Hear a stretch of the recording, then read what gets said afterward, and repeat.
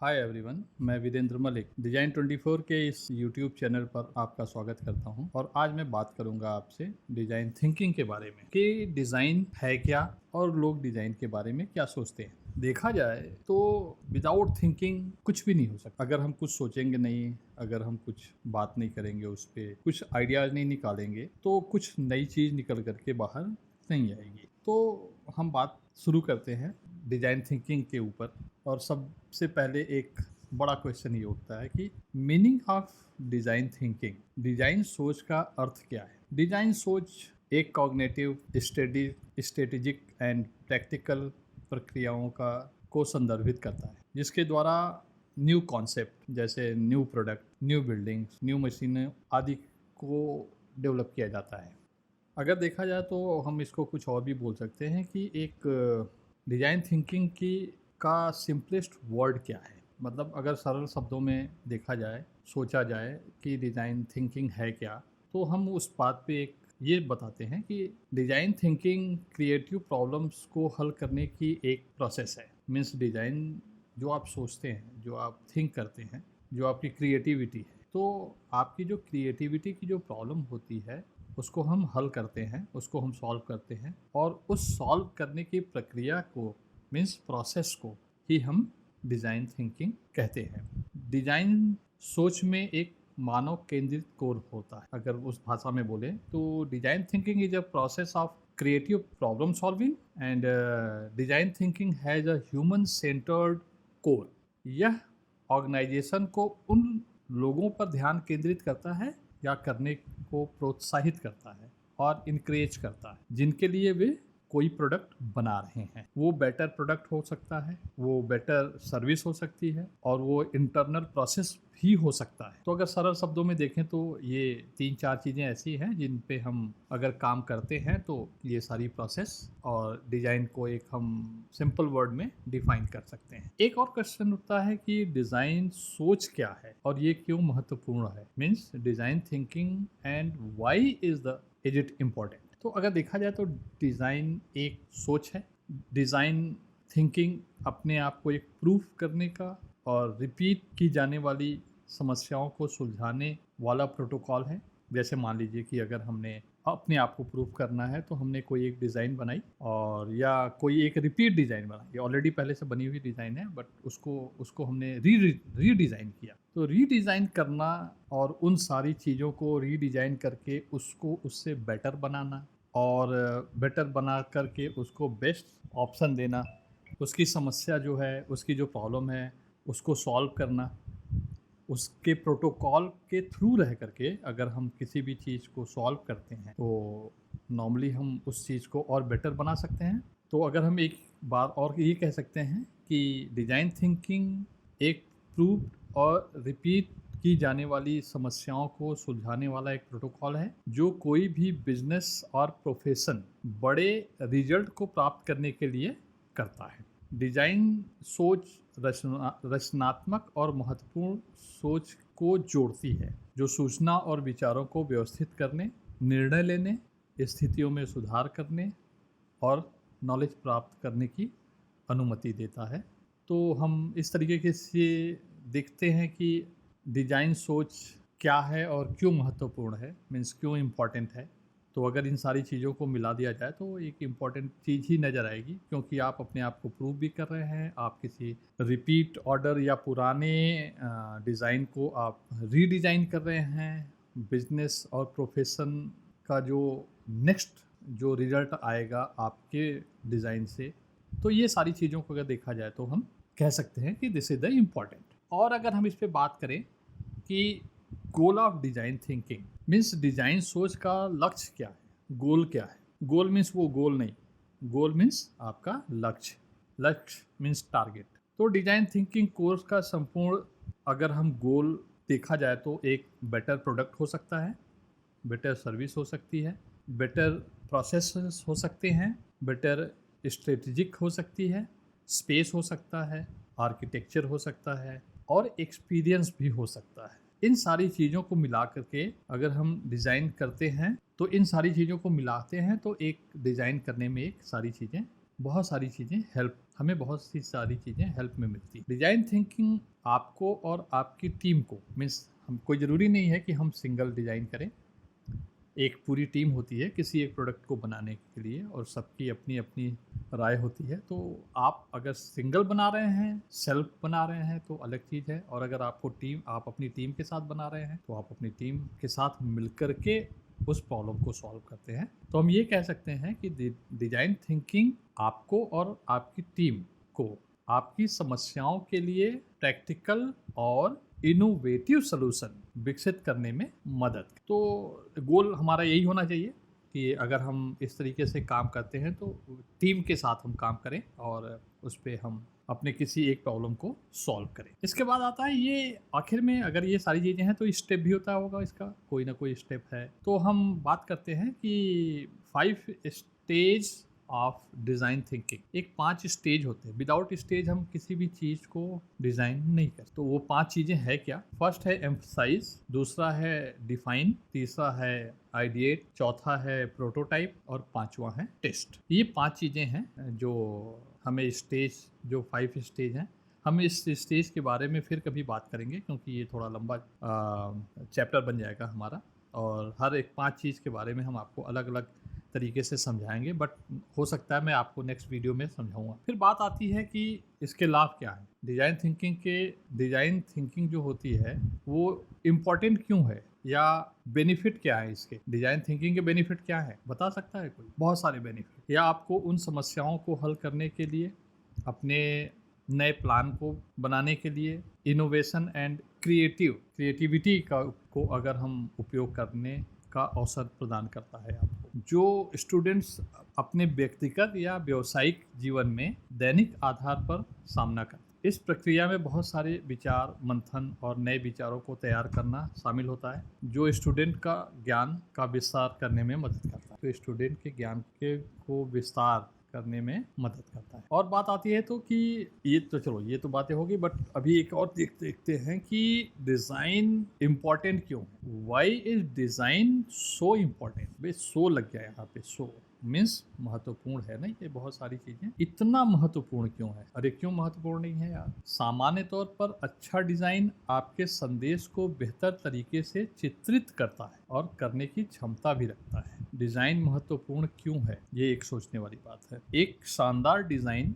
ग्राहकों के लिए आपकी वेबसाइट का उपयोग करना आसान बनाता है। आपने देखा होगा बहुत सारी वेबसाइट्स हैं, बहुत सारे प्रोडक्ट हैं, वेबसाइट पे गए बट ढूंढते रह गए, मिलता ही नहीं है, और अगर मिला तो कभी प्राइस नहीं मिलती, कभी स्पेसिफिकेशन नहीं मिलता उसका, कभी उसकी डिटेलिंग नहीं मिलती। तो ये तमाम सारी चीज़ें हम फेस करते हैं। तो अगर हम डिज़ाइन बनाते हैं तो इस तरीके की डिज़ाइन बनाते हैं कि अगर हम किसी प्रोडक्ट के बारे में सर्च करें तो उस पर पूरी जानकारी मिल जाए और बहुत ही ईजी वे में हम किसी भी चीज़ को फिनिश कर लें। सही लोगों को आपके ब्रांड के लिए वो आकर्षित करता है। अगर हम एक बार जाते हैं वेबसाइट पे और देखते हैं कि वहाँ कुछ नहीं है, और नॉर्मली हमें बहुत ही प्रॉब्लम आती है किसी चीज़ को ढूंढने में, तो हम दोबारा उस वेबसाइट पे नहीं जाएंगे क्योंकि उसकी डिज़ाइनिंग अच्छी नहीं हुई है। और अगर डिज़ाइनिंग अच्छी हुई होती तो हर एक चीज़ बहुत आसानी से मिल जाता, और हर एक चीज़ आसानी से मिल जाता तो हम बार बार उस सारी चीज़ों को, हम उस वेबसाइट पे हम बार बार लॉगिन करते और बार बार इन सारी चीज़ों को हम अपने ब्रांड को हम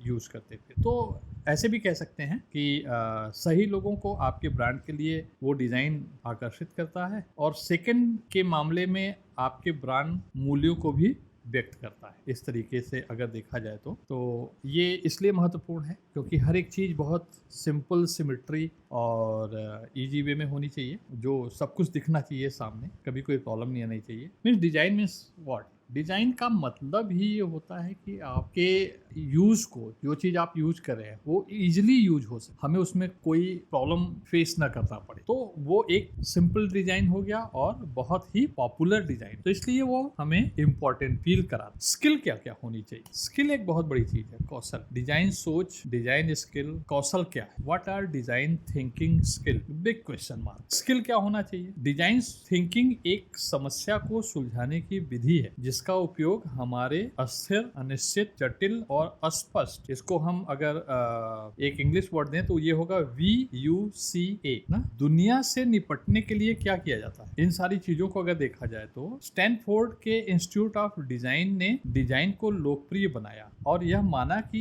एक चुनौतीपूर्ण प्रक्रिया है। यह माना कि एक चुनौतीपूर्ण प्रक्रिया में समस्याओं को चुनौती देकर और परिष्कृत करके ग्राहक को समझाने का एक तरीका हो। ये आपकी स्किल हो। मीन्स आप कोई प्रोडक्ट बेच रहे हैं या किसी प्रोडक्ट के डिजाइन के बारे में आपको अपने लोगों को बताना है या अपने कस्टमर को बताना है, तो आप बताओगे कि ये डिजाइन इसलिए बनाया गया है क्योंकि इसे आप इजीली तरीके से आप यूज करो। घर में कोई भी यूज कर सकता है और कोई प्रॉब्लम नहीं आती। इनोवेटिव डिजाइन क्या होता है? डिजाइन सोच का आविष्कार किसने किया? डिजाइन सोच का आविष्कार किसने किया? ये सोचा कभी आप? जब देखो डिजाइन डिजाइन डिजाइन, ये डिजाइन वो डिजाइन, बाइक की डिजाइन, कार की डिजाइन, स्पेस की डिजाइन, एयरक्राफ्ट की डिजाइन, चेयर की डिजाइन, इमारत के डिजाइन, बिल्डिंग्स अच्छी बनी है, बिल्डिंग अच्छी नहीं बनी है, यार ये बाइक अच्छी नहीं दिख रही है और ये शोपीस अच्छा नहीं दिख रहा है। किसने डिजाइन किया? लेकिन कभी आपने सोचा इस बारे में कि इसका आविष्कार किसने किया, इन्वेंट किसने किया इस बात? चलिए मैं बताता हूँ आपको। 1980 और 99 के दशक में 1980 और 1990 के दशक में स्टैनफोर्ड यूनिवर्सिटी में एक मैकफिन के काम पर राल्फ वेस्ट का विस्तार हुआ, जिसमें design thinking as a method of creative action को पढ़ाया गया। पहले तो हम सोचे कि रचनात्मक सोच के रूप में डिजाइन को कैसे सोचें, ये चीजें पढ़ाई गई कि अगर किसी आप डिजाइन को सोच रहे हैं तो उसको हम कैसे और ज्यादा क्रिएटिव बनाएं और ज्यादा रचनात्मक बनाएं। इन सारी चीजों के बारे में पढ़ाया गया। डिजाइन की सोच को व्यावसायिक उद्देश्यों के लिए अनुकूलित किया गया था। पास्ट के स्टैनफोर्ड के सहयोगी डेविड एम केली, जिन्होंने 1991 में डिजाइन कंसल्टेंसी खोली थी, उन्होंने डिजाइन कंसल्टेंसी की स्थापना की थी जिसका नाम था IDEO। तो आविष्कार अगर डिजाइन का देखा जाए तो बहुत पुराना नहीं है तो बहुत पुराना कह सकते हैं, लेकिन वैसे अगर देखा जाए as per university as per book तो 1980 और 1990 के बीच में ये सारी चीजें पढ़ानी शुरू कर दी गई। फिर हम बात करते हैं कि हम डिजाइन क्यों करते हैं। कभी सोचा आपने कि हम डिजाइन क्यों करते हैं? कोई भी चीज कैसे भी है, हम पत्थर पे बैठ सकते हैं, हमने चेयर की डिजाइन क्यों की? हम जमीन पे भी बैठ सकते हैं, हमने चेयर की डिजाइन क्यों की? हमने सोफे की डिजाइन क्यों की? हमने मोबाइल की डिजाइन क्यों की? हमने अलमीरा की डिजाइन क्यों की? तो डिफरेंट तरीके की डिजाइन जो हमारे दैनिक जीवन में यूज होता है। तो इन सारी चीजों को अगर देखा जाए तो थोड़ी सी दिमाग में एक और थिंकिंग, अब डिजाइन थिंकिंग के बारे में बात कर रहे हैं तो एक थिंकिंग और आती है कि हम डिजाइन करते ही क्यों है? अरे क्यों नहीं करेंगे यार? क्यों? क्योंकि आपको डिजाइन की आवश्यकता है। लेकिन एक बड़ा क्वेश्चन उठता है कि डिजाइन की आवश्यकता क्यों है? आप इरादे के साथ डिजाइन कर सकते हैं क्योंकि आपकी थिंकिंग आपको ये बताती है कि मुझे इस चीज की जरूरत है। तो उस चीज की जरूरत को पूरा करने के लिए जो कार्य कर सकते हैं या जो डिजाइन बना सकते हैं वही सोच है आप, इसीलिए हम डिजाइन करते हैं। हमें फ्रिज में ठंडा पानी रखना है तो हम किसी बड़े बर्तन में तो नहीं रख सकते, तो उसके लिए बॉटल यूज हुआ। किसी लिक्विड को अगर हम किसी बॉटल में रख करके और हम उसको ठंडा करें तो वो एक तरीके से आपका डिजाइन हुआ क्योंकि वो आपकी आवश्यकता है। एंड अगर ये देखा जाए तो ये भी हम कह सकते हैं कि इसका अर्थ है कि आपके पास इससे अच्छी तरह से करने का मौका है, क्योंकि कोई भी चीज एक बार डिजाइन हो चुकी होती है तो उसको अगर हम दोबारा रीडिजाइन करते हैं तो हम उसको और अच्छे तरीके से रीडिजाइन कर सकते हैं और आप इसे कर सकते हैं। डिजाइन यह है कि हम कैसे एक वस्तु या उसके कार्य को उसके आकार या रूप के माध्यम से संवाद करते हैं, बताते हैं, बोलते हैं। तो ये एक डिजाइन हम इसीलिए करते हैं। या एक सिंपल वर्ड में अगर बोलते हैं कि हम डिजाइन क्यों करते हैं, हम अपनी जिंदगी को आसान बनाने के लिए डिजाइन करते हैं, हम अपनी जिंदगी को आराम देने के लिए डिजाइन करते हैं। चलिए एक बात और सोचते हैं हम, जब हमने डिजाइन शुरू किया या सोचा तो डिजाइन थिंकिंग में पहला कदम क्या है? What is the first step in design thinking? सोचा है कभी आपने कि डिजाइन थिंकिंग का पहला स्टेप क्या है? शुरुआत कहाँ से करेंगे? अरे डिजाइन तो कोई भी कर सकता है, बस शुरुआत कहाँ से करेंगे, स्टार्ट कैसे करेंगे, फर्स्ट स्टेप मेरा क्या होगा? तो अगर देखा जाए तो हम ये कह सकते हैं कि डिजाइन थिंकिंग प्रक्रिया को बनाने वाले 5 स्टेप हैं। कौन कौन से स्टेप हैं? फर्स्ट है एम्फसाइज, दूसरा है डिफाइन, तीसरा है आइडिएट, चौथा है प्रोटोटाइप और पांचवा है टेस्ट। चलो एक बार और कहते हैं कि अभी तक तो आपने सिर्फ और सिर्फ डिजाइन के बारे में सुना है, कभी कोशिश की कोई चीज बनाने की? नहीं की होगी। तो सिर्फ सुन करके और अपना डिसीजन देना कि ये चीज ठीक नहीं है, ये चीज अच्छी है, शायद गलत होगा। तो अगर हम वैसे देखा जाए तो पहले से अधिक इंडस्ट्री अपने मौजूद उत्पादनों को विकसित करने और अपने कस्टमर को बेहतर सेवा देने के लिए नए विचार उत्पादन करने के लिए ह्यूमन सेंटर्ड दृष्टिकोण अपना रही है। एक बार सोचा जाए फिर से। डिजाइन थिंकिंग की जो प्रक्रिया है वो है ideo.org के द्वारा लोकप्रिय मानव केंद्रित डिजाइन यानी कि ह्यूमन सेंटर्ड डिजाइन एक मानसिकता है जो यह सुनिश्चित करने के लिए डिजाइन सोच को ओवरले करता है कि आपका प्रोडक्ट एक्चुअल रेलिवेंट है या नहीं और वो लॉन्ग लाइफ चलेगा या नहीं, लंबे समय तक चलेगा कि नहीं। तो इन सारी चीजों को देखते हुए हम ह्यूमन सेंटर्ड डिजाइन पर ज्यादा विशेष बल देते हैं। फिर आता है कि इन सारी चीजों को देखा गया, सुना गया, समझा गया, उस पर बात की गई, लेकिन आपने कभी ये सोचा कि हु इज द फादर? कोई ना कोई तो सोचा होगा, कोई ना कोई तो फादर होगा इसका कि वो कहां से निकल करके आया। Who is the father of design thinking? Design सोच के जनक हैं कौन? जनक बोलेगा तो फादर, पिता, डैड। तो इन बातों को भी देखते हैं हम कि आखिर में ये है कौन और इनके फादर कौन है, किनके? डिजाइन थिंकिंग के। तो डिजाइन थिंकिंग के फादर कौन है ये देखते हैं, चलिए आइए। 1970 के दशक में कंप्यूटर विज्ञान और नोबेल पुरस्कार विजेता हार्वर्ड 1970 के दशक में कंप्यूटर वैज्ञानिक और नोबेल पुरस्कार विजेता हार्वर्ड ए साइमन ने पहली बार 1969 में अपनी विज्ञान की किताब साइंसेस ऑफ द आर्टिफिशियल में विज्ञान या सोच के रूप में डिजाइन का उल्लेख किया था। यह धारणा मैकेनिकल इंजीनियरिंग रॉबर्ट एच के एमेरिट्स प्रोफेसर में भी दिखाई गई, क्योंकि उधर भी उन्होंने पहले लिख चुकी थी कुछ चीजें। तो अगर दोनों बुक्स को अगर हम पढ़ते हैं तो ऑलमोस्ट सारी चीजें हमें ऑलमोस्ट सेम मिलती। फिर बात करते हैं कि what is a design cycle. Natural है, साइकिल भी होनी चाहिए, वो पैर से चलाने वाली साइकिल नहीं यार। साइकिल मींस चक्र, process, one step, 1 2 3 4 5 step. Without step you can't design any type of the product. तो ये हम देखते हैं कि what is a design cycle. Design cycles designers की समस्याओं की प्रतिक्रिया में समाधान बनाने और उसका इवेल्युएशन करने में मदद करने के लिए डिजाइनों द्वारा यूज किया जाने वाला टूल्स ही एक श्रृंखला है। डिजाइन साइकिल में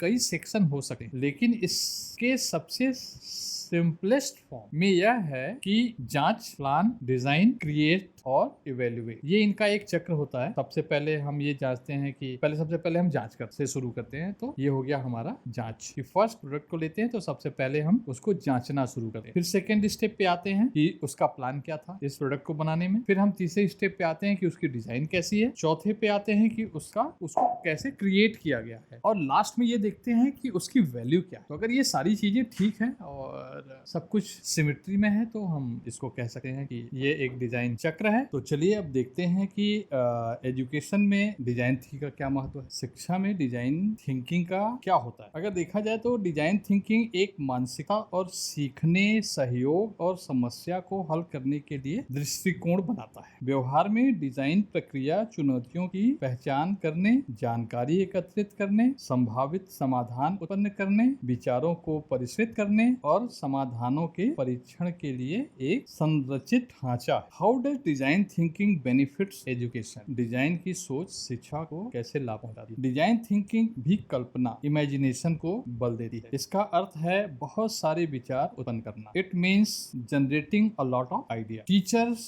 स्टूडेंट्स की समस्याओं को परिभाषित करने, प्रोटोटाइप बनाने और कई पुनरावृत्तियों के माध्यम से उन प्रोटोटाइप को बनाने के लिए एक खुले दिमाग का निर्देश देता है, जब तक कि उन्होंने एक व्यवहार समाधान या समाधान उत्पन्न नहीं किया। हम दूसरी भाषा में इसको बोलते हैं कि अगर शिक्षा में लाभ कैसे पहुंचाया जाता है। तो दोस्तों चलिए आज यहीं पर इस टॉपिक को हम समाप्त करते हैं। अगर आपको ये टॉपिक अच्छी लगी तो आप इसको सब्सक्राइब करिए, आप इसको शेयर करिए, आप अपने दोस्तों को बताएं, आप बेल की घंटी बजाएं और आप इसको शेयर करें। धन्यवाद दोस्तों।